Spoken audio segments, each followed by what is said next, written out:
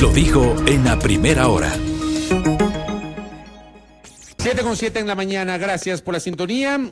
Vamos a comenzar con la ronda de entrevistas correspondiente a la jornada del día de hoy. Carlos Rabascal visita nuestra mesa de trabajo, ex candidato a la vicepresidencia de la República. ¿Cómo le va, ingeniero? Bienvenido, buen día. Fabricio, muy buenos días, muchas gracias por esta invitación. Gracias a usted por acompañarnos. A ver, empecemos hablando de economía. El año se termina en 3 semanas, Dios mediante, el año se va a terminar. Y claro, a partir del 1 de enero del 2022 comenzarán ya a aplicarse la mayor parte de las reglas de carácter tributario establecidas en la Ley para el Desarrollo Económico y Sostenibilidad Fiscal, fruto de la pandemia del COVID-19. Así más o menos se llama la ley que promulgó el lunes de la semana anterior el presidente de la República, interpretando que la Asamblea no se pronunció en el plazo constitucional señalado.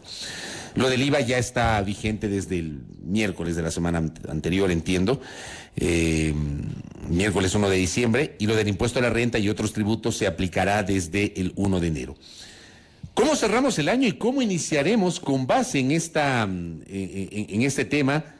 ¿Cómo iniciaremos el año y cómo cerraremos este 2021, ingeniero Carlos Rabascal? Bueno, muy buenos días, Fabricio, de nuevo, y muchas gracias. A ver, yo primero partiría de una precisión. Yo sí creo que la Asamblea se pronunció en cuanto a este proyecto de ley, hoy ley que pasó por el Ministerio de la Ley, valga la redundancia. Se pronunció en términos de que la Asamblea, en su mayoría y la mayoría requerida, negó el proyecto de ley. Lo que no hizo la Asamblea fue aprobar el archivo de ese proyecto de ley y, en consecuencia, pasó por el Ministerio de la Ley y hoy esta ley entró en vigencia. Ahí entonces está lo que estamos criticando todos los ecuatorianos, es por qué hubo la abstención y por qué este proyecto de ley se permitió que pase por el Ministerio de la Ley y hoy es una ley vigente. Ahora bien, entremos a analizar entonces los efectos que genera esta ley en la economía nacional. Y cuando hablo los efectos de esta ley en la economía nacional, estoy hablando los efectos en la economía de todos los ecuatorianos. Esta ley para este año no va a tener mayor efecto, es decir, este año se cierra tal cual como ya lo veníamos viviendo.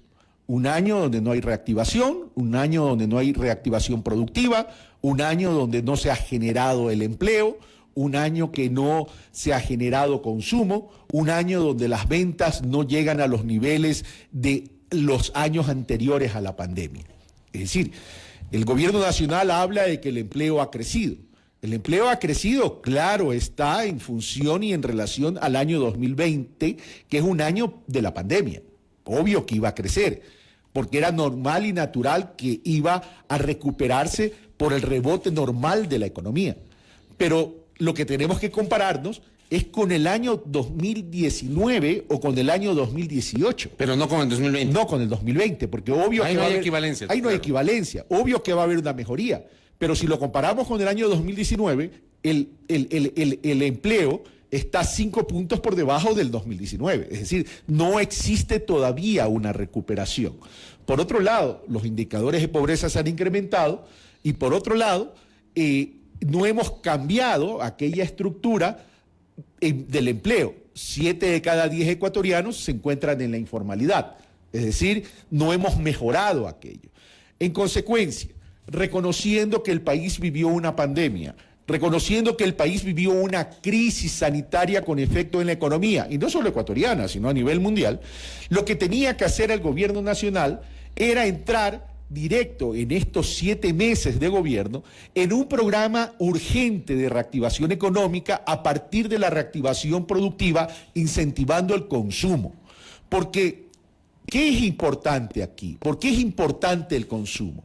Porque el consumo, que lo hacen los ciudadanos y ciudadanas, como también las empresas, evidentemente, generan una demanda. Es decir, el consumidor compra, adquiere bienes y servicios. Eso se llama demanda. Cuando comienzan a adquirir bienes y servicios, incentivan ¿qué? La producción, lo que se llama oferta. Entonces, cuando hay mayor consumo, significa que hay mayor producción. Y cuando hay mayor producción, a partir que existe un mayor consumo, ¿qué pasa?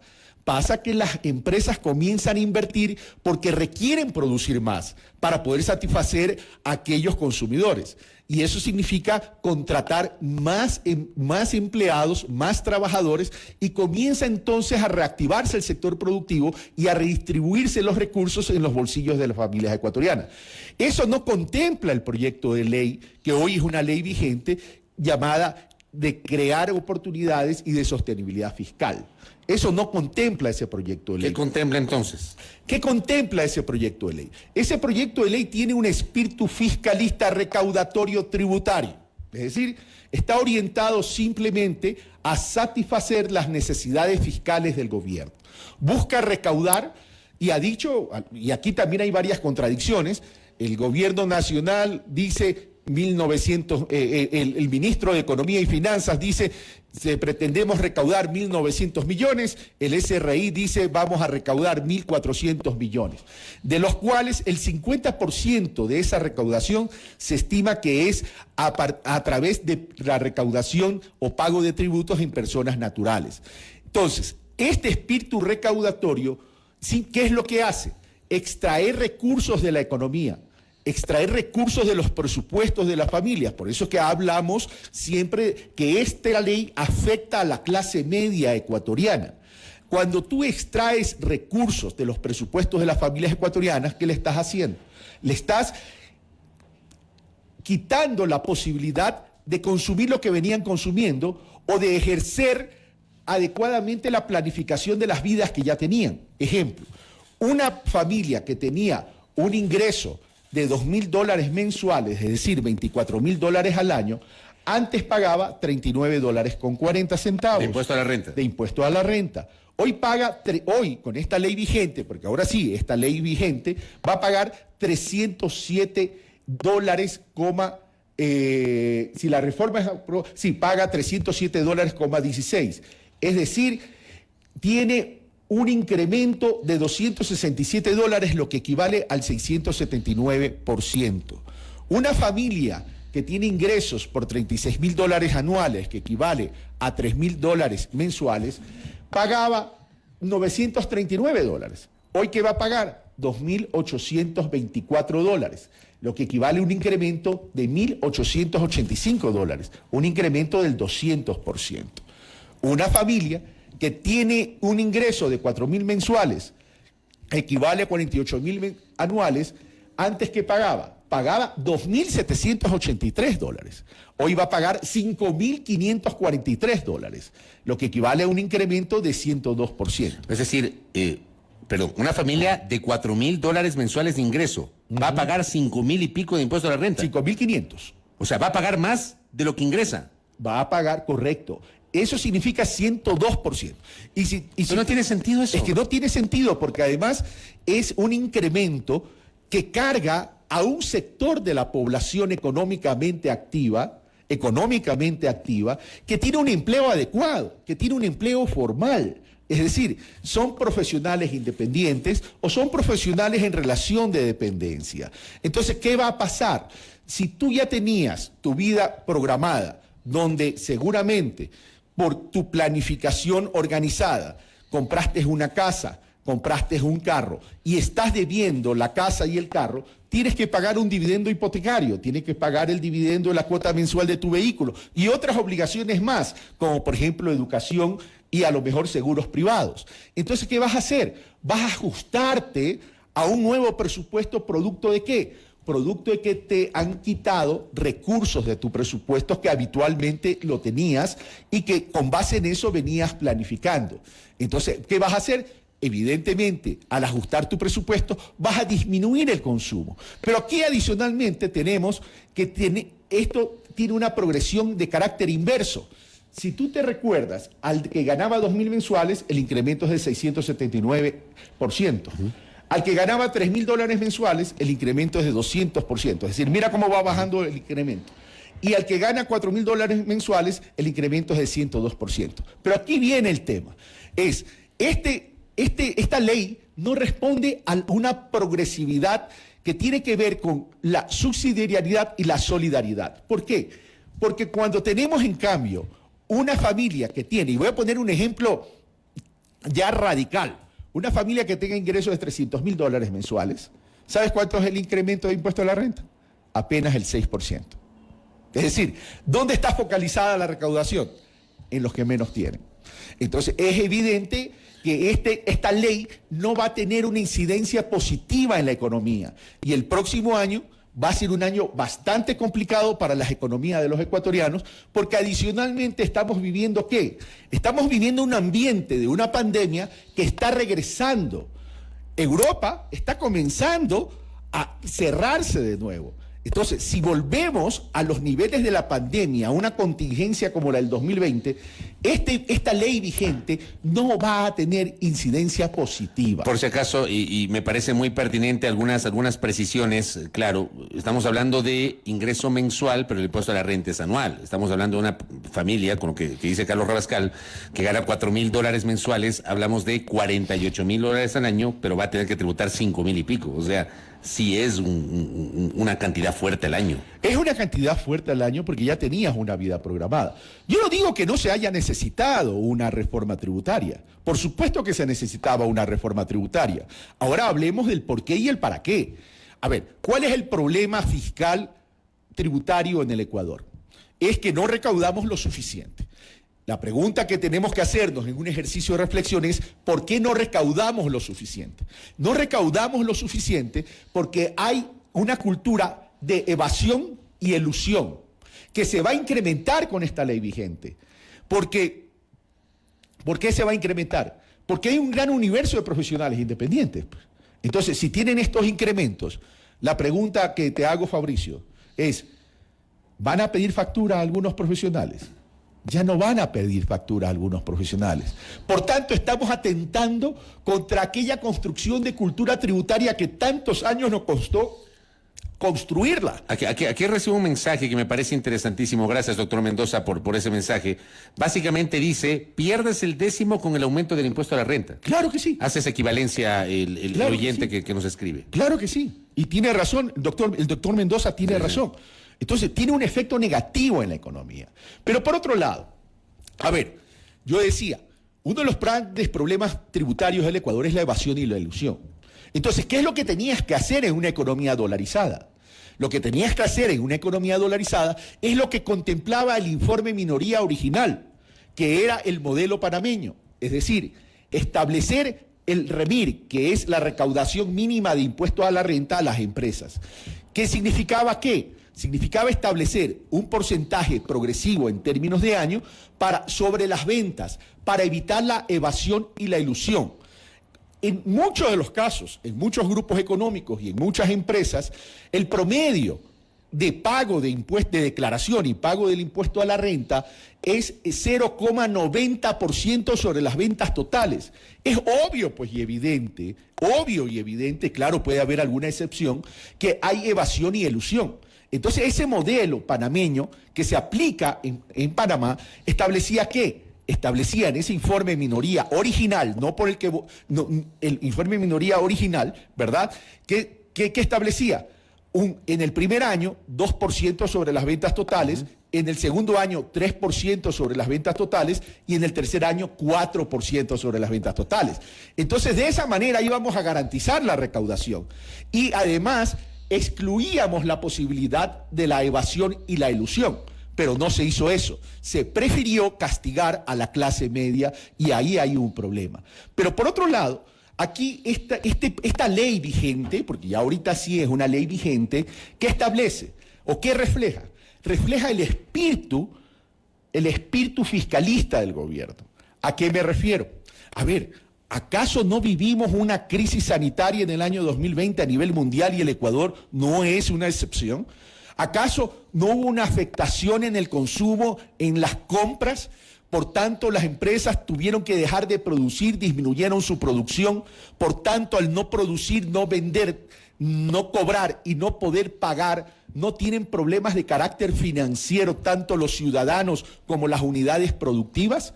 Entonces, lo que el gobierno debió hacer es establecer un programa financiero de emergencia para poder entrar a una reestructuración de las deudas, de los pasivos, de las obligaciones, tanto del sector productivo, empresarial, como también de los ciudadanos, a efectos de darle oxígeno.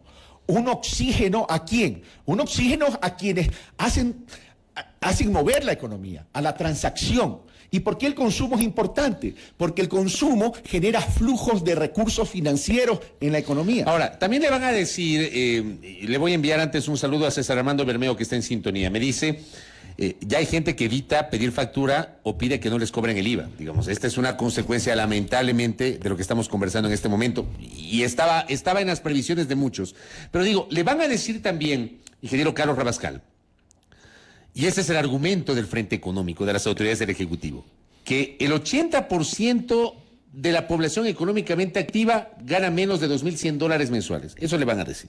Y que la reforma tributaria afecta a la minoría y no a la gran mayoría de trabajadores ecuatorianos. Eso refleja aún más el criterio aritmético que tiene el gobierno nacional. ¿Pero ese es un argumento que tiene sustento o es una falacia? Es un argumento que no tiene sustento, Fabricio. Porque, vamos a lo siguiente.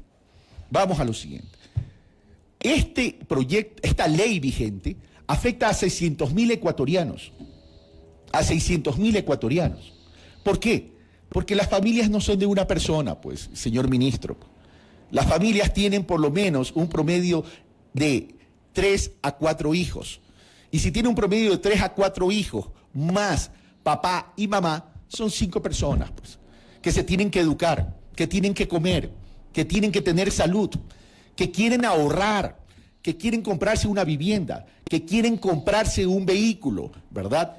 Y que esta ley los ha obligado a lo mejor caer en mora, como ya cayeron durante la pandemia, en el pago del dividendo hipotecario, en el pago de la cuota mensual del vehículo. O sea, no podemos analizar la economía de forma aritmética, porque a la economía, señor ministro, hay que ponerle el rostro de la humanidad, del ser humano, del ciudadano y la ciudadana.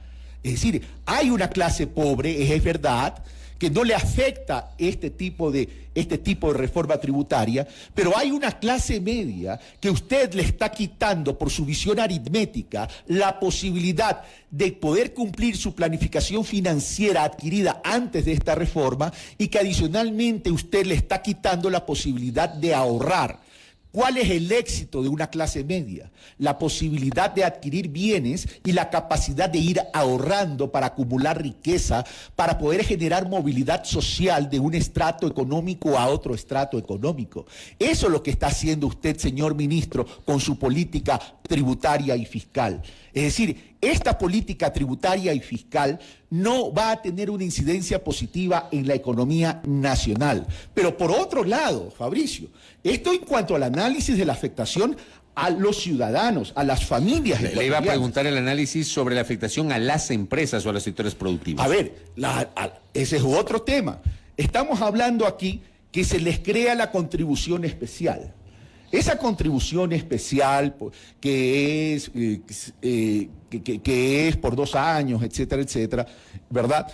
No es el momento para recaudar eso, con la contribución especial, porque las empresas también están afectadas y además hay activos que hoy no están produciendo. Entonces la declaración de esos patrimonios, ¿qué significa? La declaración de esos patrimonios no necesariamente significa que están generando riqueza. Y que al no generar riqueza no están generando liquidez. Por tanto, en el momento que se le pone a las empresas esa contribución especial, les están creando también una complicación. Y si no tienes liquidez para pagar la contribución especial, ¿dónde van a tener que sacar los recursos para poder pagar esa contribución especial? ¿Saben dónde? En la banca. Es decir, tienen que endeudarse para pagar esos impuestos. Lo lógico hubiera sido entonces, y ahí guarda sentido relevante y trascendente, la recaudación mínima de impuesto a la renta Es decir, si se hubiera establecido ese impuesto mínimo sobre las ventas, igual que en Panamá, estaríamos entonces no perjudicando a la gente que tiene activos improductivos, sino estaríamos cobrando impuestos sobre ventas realizadas. Y cobrar impuestos sobre ventas realizadas, ¿qué significa? Significa que estaríamos cobrando a aquel que generó riqueza en términos efectivos, en términos de dinero. Y ahí estaríamos entonces realmente evadiendo la ilusión y la evasión del impuesto. Ahora bien, ¿Qué correspondería hacer? Porque, claro, luego de la, digamos, de la polémica por lo que pasó en la Asamblea Nacional, dos bancadas han presentado proyectos de ley derogatorios, Pachacutic primero y UNES el día de ayer, y por otra parte se anuncian demandas de inconstitucionalidad. Ya lo hizo Yacu Pérez la semana anterior. Entiendo que UNES, me lo dijo ayer Juan Cristóbal Lloret en un diálogo que tuve en un espacio digital vespertino, van a preparar igualmente una demanda de inconstitucionalidad. ¿Qué se puede hacer aparte de eso? Porque en realidad la derogatoria, si puede tener futuro en la Asamblea, no le veo futuro en el Ejecutivo. O sea, va a ser muy difícil que el Ejecutivo dé paso en su calidad de colegislador a un veto parcial siquiera. Veto total, seguramente. Bueno, el Ejecutivo en este momento está de fiesta con esta ley, pues evidentemente, porque es lo que quería, es lo que pretendía, es lo que anhelaba y es lo que deseaba. Ahora, independientemente de las acciones políticas, independientemente de las acciones legales, legislativas y constitucionales, es el por qué esto debería derogarse. Porque no solamente tiene la afectación a las familias ecuatorianas, sino que también hay otros temas, por ejemplo. Mira tú la inconsistencia de este proyecto de ley. Le cargas impuestos ¿a quién?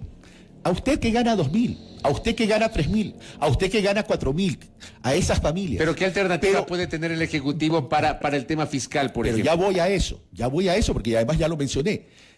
Pero sin embargo, elimina el impuesto a la herencia, pues. Elimina el impuesto a la herencia, que si bien su recaudación total no es mayoritaria, no es trascendental en términos de volumen de recaudación, pero le estás eliminando el impuesto a la herencia a los que más tienen, pues. A los que más tienen, pues. Una persona que gana, que da en herencia 30 millones de dólares, le eliminaste el impuesto por 13 millones de dólares, pues. Entonces, ahí hay una inconsistencia. Lo satisfaces a un sector que más tienen y perjudicas a los que menos tienen. Pero por otro lado, otra inconsistencia. En el tema de hidrocarburos, pues. En el tema de hidrocarburos. Permites cambiar la modalidad de contratos para las operaciones ya existentes de prestación de servicios a participación, pues. ¿Qué significa aquello? Significa que lo pueden hacer en cualquier momento, pues. Significa entonces que el Estado ecuatoriano va a dejar de ganar, va a dejar de incorporar mayores ingresos producto de esas operaciones. Ahora bien, ¿qué hay que hacer? Lo que ya dije y ya mencioné. Por eso que el informe de minoría era importante, porque establecía el verdadero espíritu de una reforma tributaria, la subsidiariedad y la solidaridad, que es luchar contra la elusión y la evasión de impuestos. ¿Y cómo se lo hacía? A través de establecer un impuesto, un porcentaje que podía fluctuar entre el 2 al 4% sobre las ventas totales de las empresas. Y ahí entonces estaríamos recaudando lo mismo y hasta más de lo que estimaba el gobierno nacional. Pero no estaríamos afectando a la clase media. Y no significa que la clase media y las personas no tengan que pagar impuesto a la renta. Lo que estamos en contra y lo que yo estoy en contra es del incremento radical y del incremento cruel que establece esta ley vigente. Carlos Rabascal, quiero aprovechar en el tramo final de este diálogo su presencia acá para preguntarle, ¿cuál es su presente político y cuál es la proyección de su futuro político? Bueno, a ver, para nadie es desconocido, Fabricio, porque además es pública ya mi vida, es que estoy recorriendo el país. Y estoy recorriendo el país para casualmente no desconectarme de las necesidades de los ecuatorianos. Porque aquí hay un problema en la política ecuatoriana. La política ecuatoriana ha caído en un limbo. La política ecuatoriana ha caído en un limbo donde la clase política se ha comenzado a aislar. Se ha comenzado a aislar de quién o de quiénes, de la gente, de la sociedad ecuatoriana. No estamos interpretando las necesidades de la gente. Por eso estoy recorriendo el país. Y estoy recorriendo el país para que en este ejercicio de escucha activa y de intercambio de opiniones y de análisis, poder construir un verdadero proyecto de desarrollo a partir de una forma nueva de hacer política. Por eso yo he planteado el Frente Nacional Progresista, a partir no de la unidad en términos de que todos juntos, sino a partir de encontrar causas y coincidencias comunes que nos permitan luchar ¿contra qué? Contra los modelos existentes, vigentes y en ejercicio. Un modelo de desarrollo corporativo versus el modelo de desarrollo progresista, que es un modelo de desarrollo social redistributivo conforme lo establece la Constitución de la República. Hoy usted en esta apuesta de fomentar este Frente Nacional Progresista, ¿está lejos de UNES? ¿Está lejos de Revolución Ciudadana? A ver, aquí no se trata de hablar de lejos en valor presente. Aquí se trata es de ir construyendo un camino a través de la conciencia y reflexión social, ciudadana y política a efectos que en algún momento de este sendero, que todavía falta mucho tiempo, nos podamos sentar y encontrar aquellas coincidencias y causas comunes que he mencionado.